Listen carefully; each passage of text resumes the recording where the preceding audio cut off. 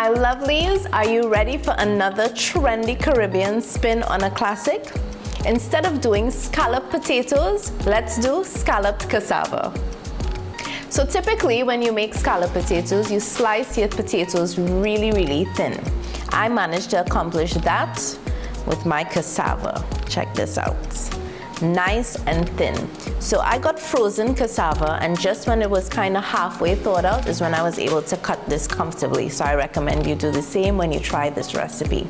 So I have a generously buttered baking dish here, and I'm just going to layer my cassava slices nice and tight, close together before I make my creamy, cheesy sauce. It's important to pack this in nice and close so that when it bakes, it comes together and holds together really nicely. Now, I'm sure you're wondering why or even how I came up with this. Basically, I'm always just trying to use our local ingredients in many different ways, and I do have some friends that's excited about this recipe, and I know they can't wait to try it. So once I get this layered in and stacked up, I'm gonna work on my creamy sauce. Who's ready for our creamy sauce for our scalloped cassava? Let's start. We're gonna go in with some garlic butter. Remember, this recipe is available on the website. Some thinly sliced pimento peppers, and some onions diced.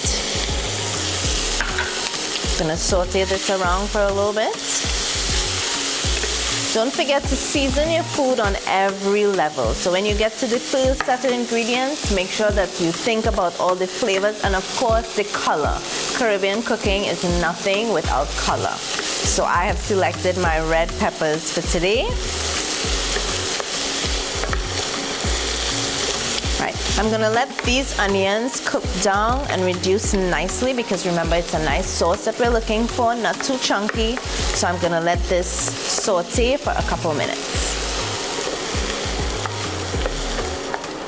The onions are nice and clear and reduced. There we go.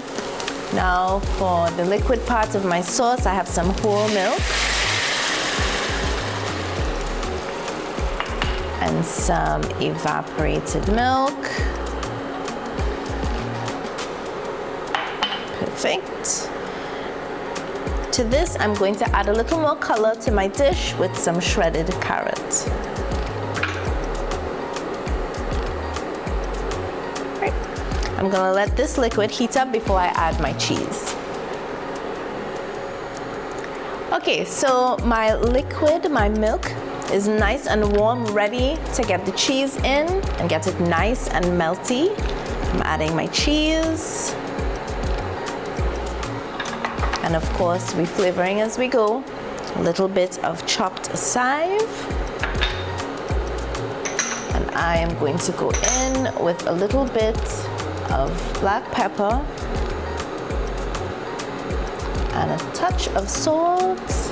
Of course, salt is to taste, you know, make your adjustments accordingly to your preference and taste.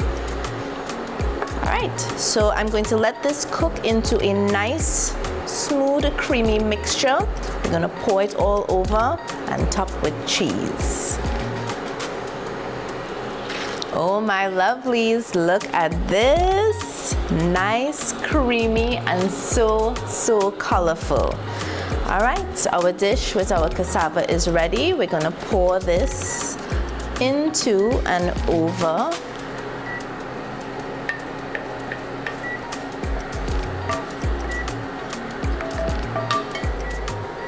Perfect. Spread this out evenly. Now what I like to do with my scalloped, well, when I'm making potatoes and in this dish as well, I kind of give a little shake, a little movement, so things can run down to the bottom through and around the dish. So we're just giving them a little space to run, right? Run down, run down. This is looking amazing already. Of course, we're going to top with a little bit of cheese for a little toasting of the cheese at the top. Just a little. And then of course, you know, we want to be a little fresh and fancy, so I'm just gonna do a couple bits of chive at the top. Now my oven at the moment is preheating. It's on 375, and we're gonna cook this, of course, until the cassava is cooked and the top gives you a really nice brown color. A nice slow bake in a nice hot oven. Look at this. Nice colors, crispy golden brown. Everything is melted and looks absolutely yummy. Let's cut in.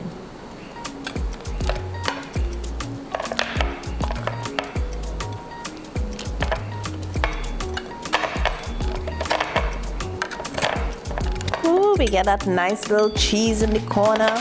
Who like the corner piece of a pie? Ooh, look at this. Really, really nice.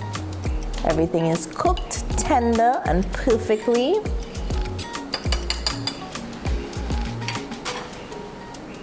I think we did a good job. This trendy Caribbean twist was definitely a success. My lovelies, be sure to subscribe to the channel, follow me on Instagram, and check out some fun stuff on TikTok. Bye for now. Have a great day.